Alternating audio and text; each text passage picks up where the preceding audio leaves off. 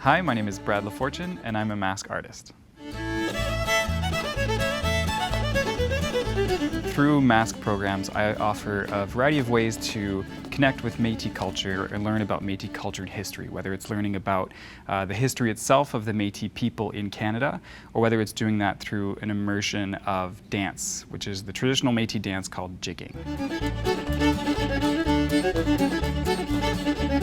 Through the workshops and performances, people can really expect to learn a lot more about Métis culture, about Métis history, and then Métis dance itself. So whether it's about the fur trade, how the Métis people came to be, the music, the dance, the different steps, the influence that Métis culture has from First Nations history as well as from European history, and really learn more about who the Métis are and how they came to be.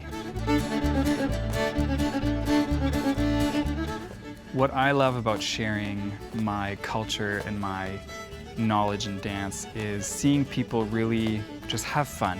Not only learning about my history and my culture and Métis culture and history, but seeing them enjoy it, seeing them participate and dance and have fun while still learning, and just really seeing people engage with my culture.